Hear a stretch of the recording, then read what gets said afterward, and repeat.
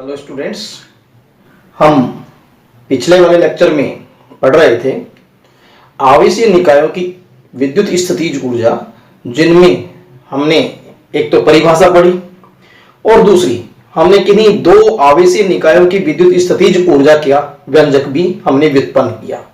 लेकिन अब हम इसी कड़ी में दो से अधिक आवेशों की विद्युत स्थितिज ऊर्जा का व्यंजक किस प्रकार उत्पन्न करें, इसके बारे में हम यहां पढ़ने जा रहे हैं। तो दो से अधिक बिंदु आवेशों की स्थिर विद्युत स्थितिज ऊर्जा, दो से अधिक बिंदु आवेशों की स्थिर विद्युत ऊर्जा के लिए व्यंजक व्युत्पन्न करना,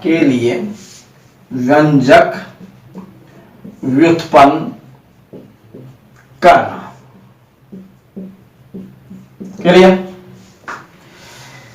दो से अधिक आवेशों की विद्युत स्थितिज ऊर्जा के लिए व्यंजक व्युत्पन्न करना। चलिए किस तरीके से हम ये आर्टिकल करेंगे। मान लीजिए कि आपके पास में इंफिनिटी के ऊपर हम तीन आवेशों पर विचार कर रहे हैं, ठीक है। Q1, Q2 और Q3, ये तीन आवेश जो हैं वो इंफिनिटी पे मौजूद हैं और हम चाहते हैं कि इन तीनों आवेशों का एक निकाय बनाएं, ठीक है। तो मैंने ये बिंदु A ले लिया, ये बिंदु B ले लिए और ये बिंदु C ले लिया। अब हम क्रमशः इंफिनिटी से पहले वाले आवेश को बिंदु A पर लाएंगे, फिर आवेश Q2 को बिंदु B पर लाएंगे और फिर आवेश Q3 को बिंदु C पर लाएंगे, ठीक है। तो इन तीन बिंदुओं पर ये आवेश लेकर के आ रहे हैं। यहां इन आवेशों का एक दूसरे पर कोई प्रभाव नहीं है, ये इंफिनिटी पे मौजूद है। तो पहले हम आवेश Q1 को लाएं और यहां बिठाएं, तो हमें कितना काम करना पड़ेगा देखिए। तो यहां मैं लिख रहा हूं आवेश Q1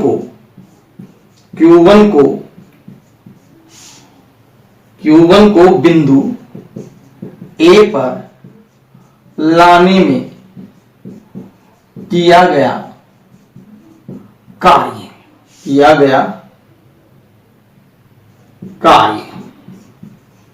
ठीक है। इसे मैं W1 ले लेता हूं, W1 कार्य, W1 बराबर, फार्मूला क्या था, लाया गया आवेश और गुणा में उस बिंदु पर विभव।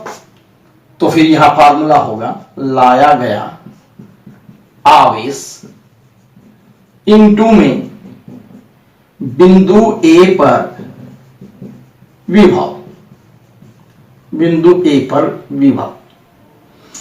अब हम यहां देख रहे हैं कि A, B, C जो पॉइंट है, यहां कोई विद्युत क्षेत्र नहीं है और सबसे पहले हम Q1 आवेश को यहां ला रहे हैं, तो यहां विद्युत क्षेत्र है ही नहीं, तो इस बिंदु पर विभव नहीं है, इसलिए बिंदु A पर विभव का मान 0 है। तो फिर W1 बराबर लाया गया आवेश Q1 इनटू में बिंदु A पर विभव कितना, 0, ठीक है। तो फिर ये कार्य हमारा W1 बराबर कितना हो गया, 0 हो गया। ये समीकरण नंबर 1 हो गई, ठीक। तो फिर नेक्स्ट बात पर हम आते हैं, वो क्या। तो फिर Q1 आवेश को ला करके मैं यहां बिठा दूं, ये बिठा दिया। अब B बिंदु पर Q2 आवेश लेके आ रहे हैं, लेकिन यहां एक बात और ध्यान देना कि इन आवेशों के बीच की जो दूरी है वो हमारे पास में R12 है। तो फिर मैं आगे की बात करता हूं, वो देखिए क्या, बिंदु आवेश Q2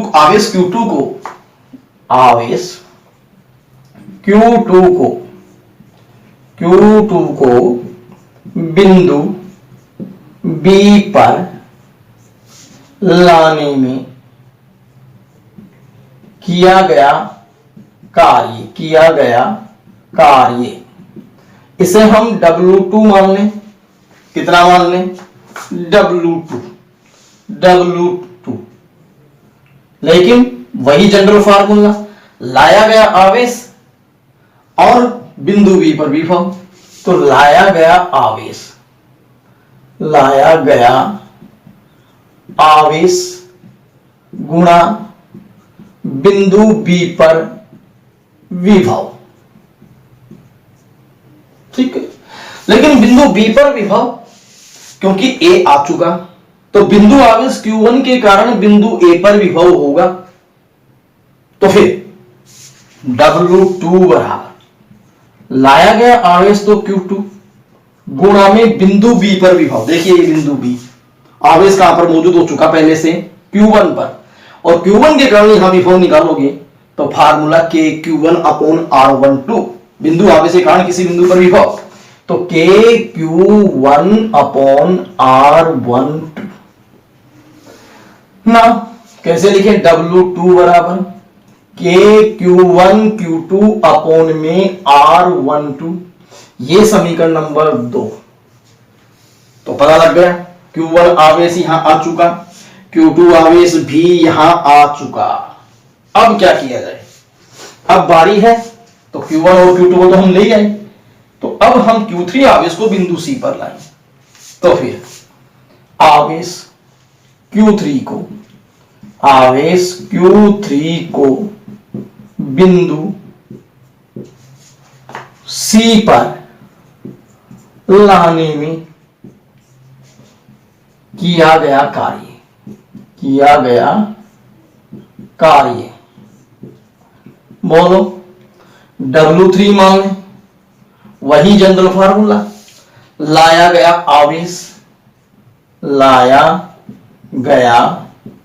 आवेश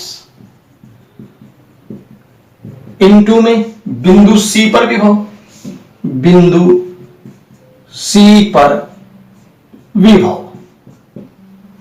ठीक है।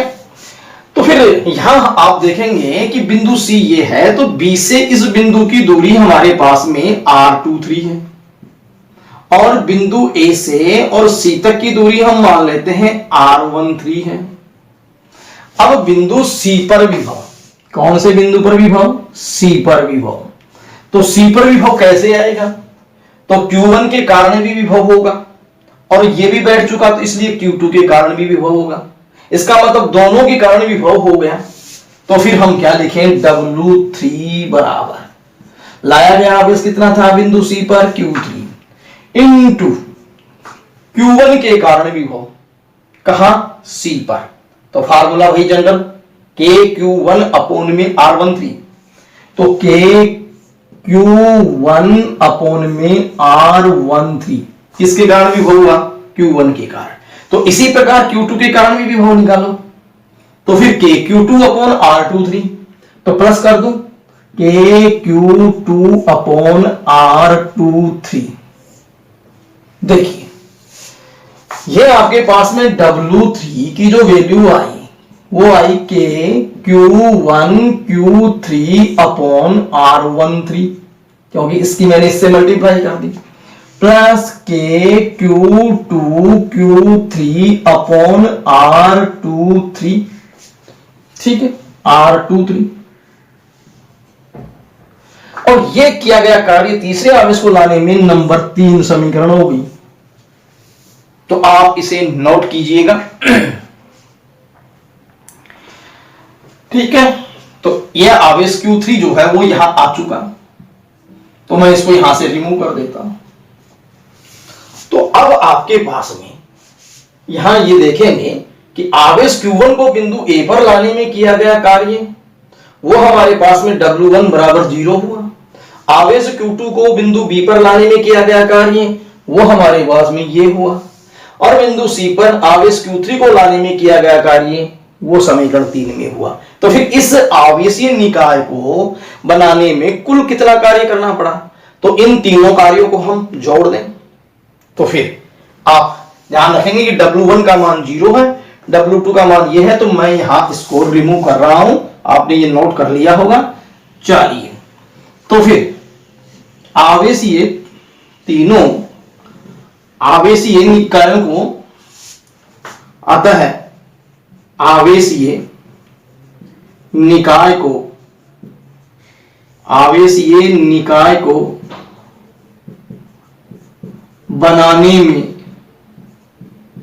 बनाने में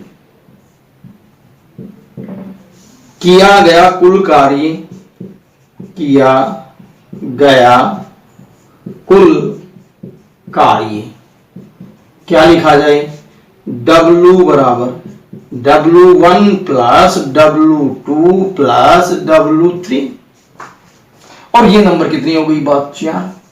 तो फिर W1 W2 और W3 के मान इसमें रख दें, तो समीकरण 1 2 3 व 4 के उपयोग से 4 से W बराबर W1 कितना आया था 0 प्लस W2 की वैल्यू देखिए KQ1 Q2 upon R12 plus W3 की वैल्यू देखिए KQ1 Q3 upon R13 plus KQ2 Q3 upon R23।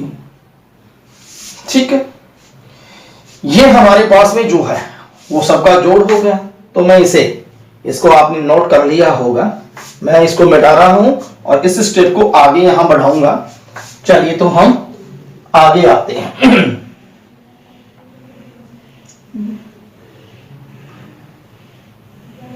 तो फिर यहां आपके पास में कुल कार्य W बराबर KQ1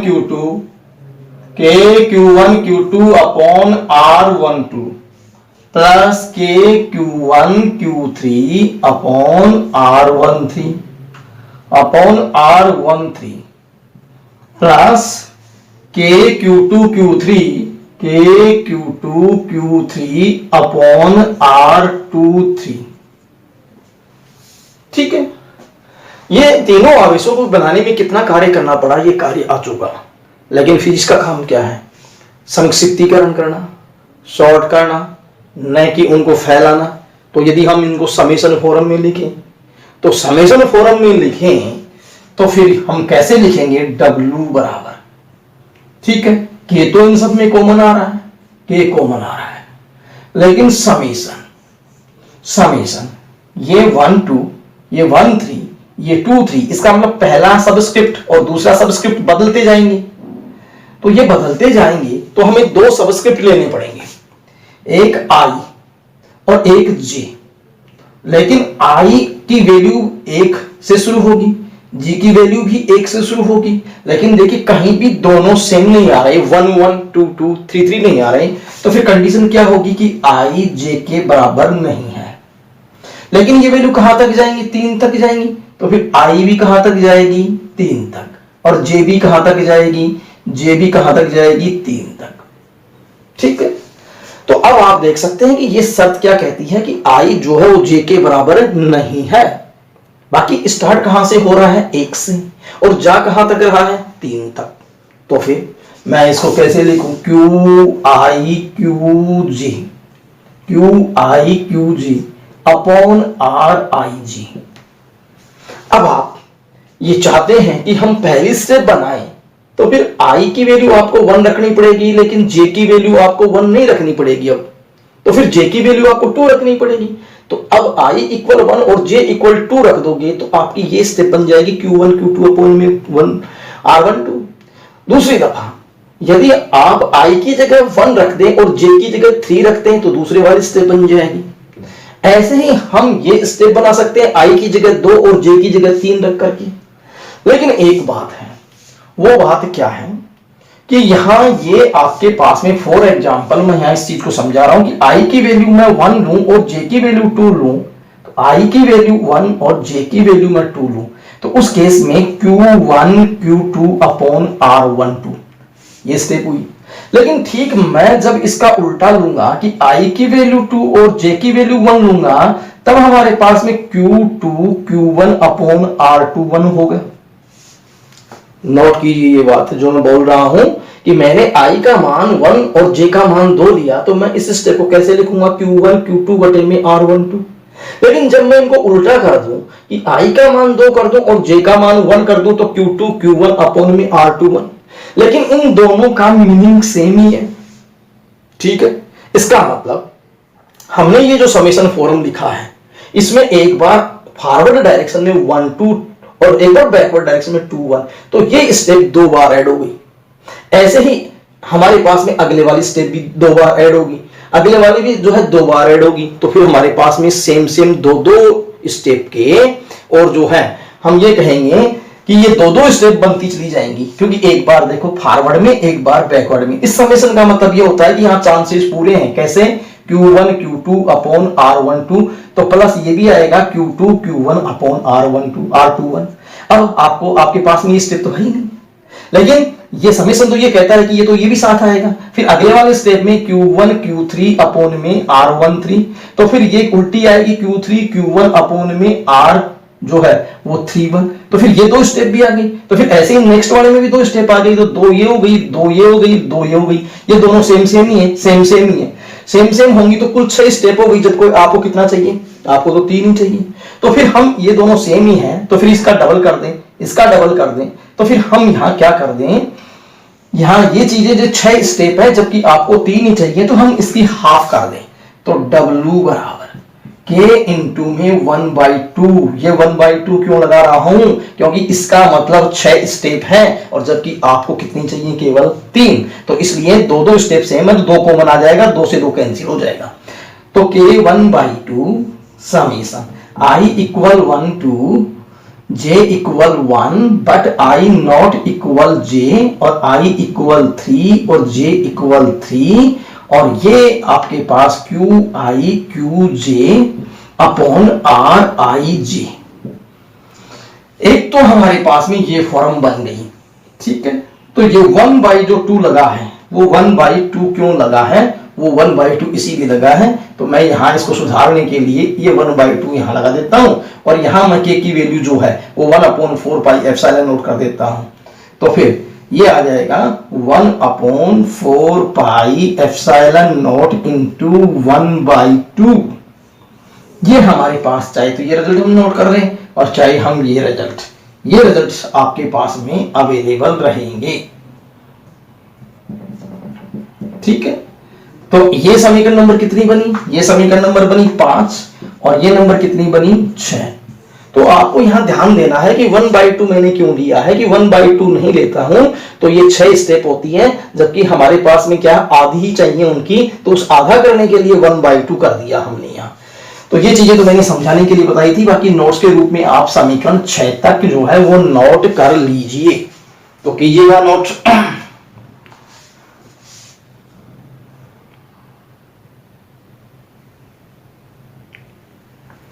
अब यदि हम चाहें कि n आवेशों के लिए लिखना चाहें, ये तो 3 आवेशों के लिए हुआ, तो फिर इसी प्रकार हम n आवेशों के लिए कैसे लिख सकते हैं? n आवेशों के निकाय के लिए। तो फिर मैं इसको रिमूव कर रहा हूं, और इसी पर समीकरण 6 पे जो है वो कंडीशन हम अप्लाई कर रहे हैं। देखिए क्या, इसी प्रकार n आवेशों के समूह के लिए, इसी प्रकार n आवेशों के निकाय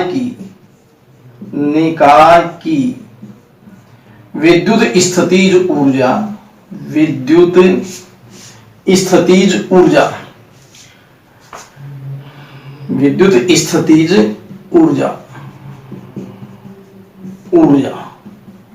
समीकरण 6 से, ठीक है। W equal 1/4 pi epsilon not 1/2 into summation, बोलो I की वैल्यू कहां से शुरू? 1 से। J की वैल्यू भी कहां से शुरू? 1 से। लेकिन कंडीशन I का मान किसके बराबर नहीं? J की। लेकिन I कहां तक जाएगा? N तक। I कहां तक जाएगा? N तक। तो फिर J भी कहां तक जाएगा? J भी कहां तक जाएगा? N तक। तो फिर QI QJ अपॉन RIJ। इस प्रकार हम n आवेशों की विद्युत स्थितिज ऊर्जा भी ज्ञात कर सकते हैं। सिर्फ हमें यहां 3 की जगह कितना लगा देना है? हमें n लगा देना है। तो अब आप जो है इसको भी नोट कर लीजिए। फिर हम अगले वाला आर्टिकल पढ़ेंगे। ठीक है, तो नोट कीजिएगा।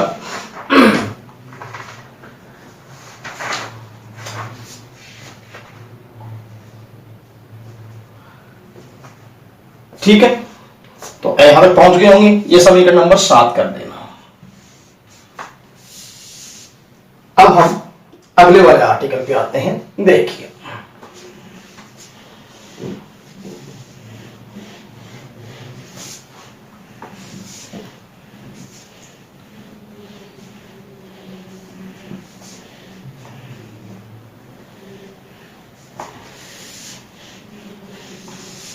विद्युत क्षेत्र में द्विध्रुव निकाय को घूर्णन कराने में किए गए कार्य के लिए हमें व्यंजक व्युत्पन्न करना है। क्या बताया है? विद्युत क्षेत्र में विद्युत क्षेत्र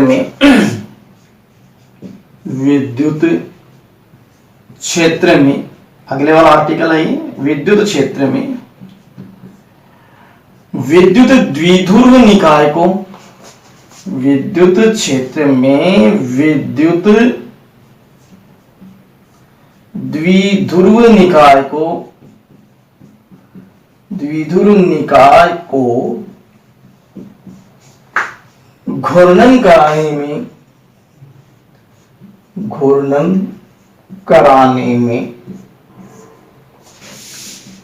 किया गया कार्य। ठीक है, यह आर्टिकल है आपके पास अगला। विद्युत क्षेत्र में विद्युत द्विध्रुव निकाय को घूर्णन कराने में किया गया कार्य। कैसे करेंगे इस आर्टिकल को? देखिए, ये आपके पास में विद्युत क्षेत्र है, दैट इज ई वेक्टर। ये आप ऐसे सोच सकते हो कि जैसे इधर पॉजिटिव प्लेट है, इधर नेगेटिव प्लेट है, और विद्युत क्षेत्र की दिशा प्लस से किधर होती है? माइनस की ओर। तो फिर इधर पॉजिटिव प्लेट माने, इधर हम नेगेटिव प्लेट माने। तो फिर विद्युत क्षेत्र, ये विद्युत क्षेत्र है, और इस विद्युत क्षेत्र में हमने ये कोई द्विध्रुव निकाय रखा। ये विद्युत द्विध्रुव निकाय है, ठीक, ए बी। तो फिर ये विद्युत द्विध्रुव निकाय है, तो ये इसकी पी की डायरेक्शन है। तो मैं यहां इसको भी एरो से दिखा रहा हूं। ये द्विध्रुव निकाय है ए बी, और जो है ये थीटा कोण के ऊपर स्थित है विद्युत क्षेत्र से। तो इसका द्विध्रुव आघूर्ण कितना है? पी, और पी की डायरेक्शन ये है, तो पी वेक्टर ये है, ये द्विध्रुव निकाय है।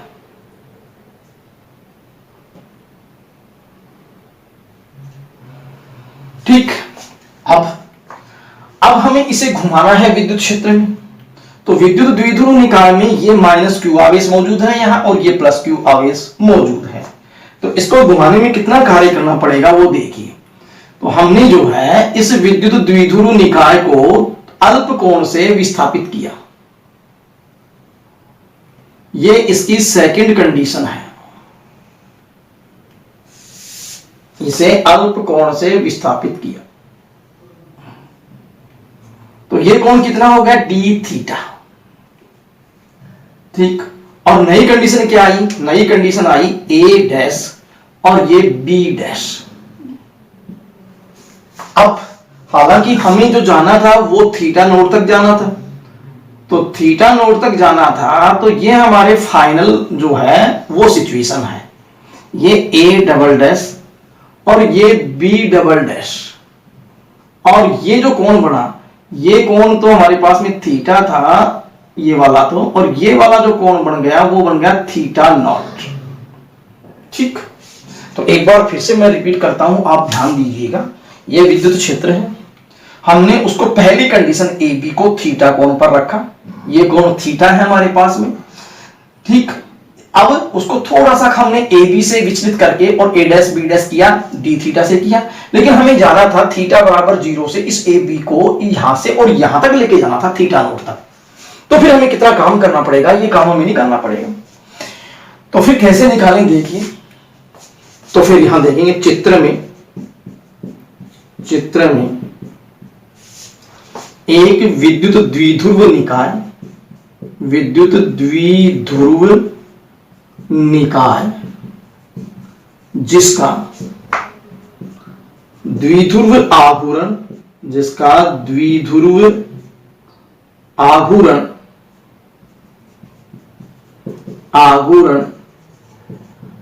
P वेक्टर है, सम विद्युत क्षेत्र E वेक्टर से किसी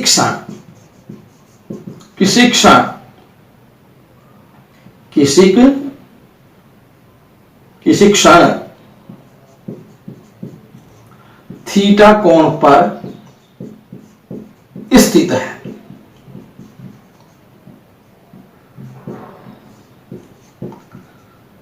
आता है द्विध्रुव निकाय पर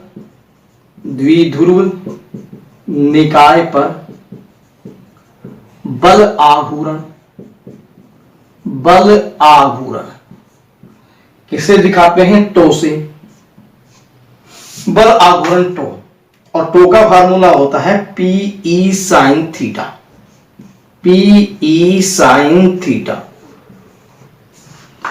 तो यहां आप देख सकते हो, ये हमारे पास में जो है P जो है वो AB द्विध्रुव निकाय है। देखो ये रहा AB द्विध्रुव निकाय, और इसका द्विध्रुव आघूर्ण P है, और वो जो E से कितना कोण बना रहा है? थीटा। तो फिर ये कितना बल आघूर्ण अनुभव करेगा ये द्विध्रुव निकाय? क्यों करेगा? यहां आवेश है +q, ठीक, और यहां -q। बताइए, इधर मैंने कहा था नेगेटिव प्लेट है, इधर पॉजिटिव है, तो नेगेटिव प्लेट को +q आवेश अपनी तरफ खींचेगा कि नहीं खींचेगा? तो फिर इस नेगेटिव चार्ज को, इधर पॉजिटिव प्लेट है तो अपनी तरफ खींचेगी कि नहीं खींचेगी? दोनों तरफ जब फोर्स लगेगा तो फिर ये घूमेगा, ये ऐसे टर्न करेगा, लेकिन हम इसको घुमा रहे हैं इसके ठीक विपरीत, तो हमें कितना कार्य करना पड़ेगा? तो ये जो है इसका आइडिया है। तो मैं यहाँ पर, आप सेल्फ अंडरस्टूड है कि यहाँ पर -q चार्ज मौजूद है और यहाँ पर +q चार्ज मौजूद है, और इधर प्लेट पॉजिटिव है, इधर प्लेट नेगेटिव है। तो फिर कितना बल आघूर्ण लगेगा? टो बराबर Pe sin थीटा। ये समीकरण नंबर कितनी हो गई? 1। अब इतना बल आघूर्ण इस पे लग रहा है, लेकिन उसको हम d थीटा से अल्प विस्थापित करें तो हमें काम करना पड़ेगा। तो फिर कितना काम करना पड़ेगा? देखिए, आता है द्विध्रुव निकाय को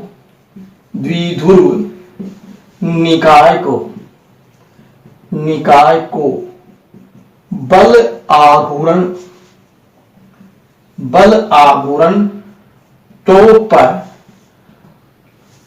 अल्प कोणीय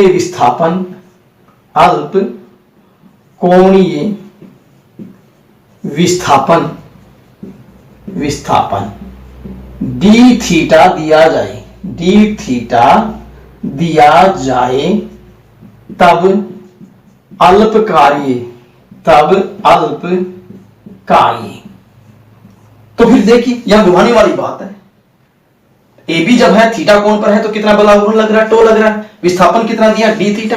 तो हमें पता है कार्य का फार्मूला बल गुणा विस्थापन होता है, लेकिन जब घुमाने का मामला आ जाए तो फिर कार्य बराबर बल का स्थान ले लेता है बल आघूर्ण, और विस्थापन का स्थान ले लेता है कोणीय विस्थापन।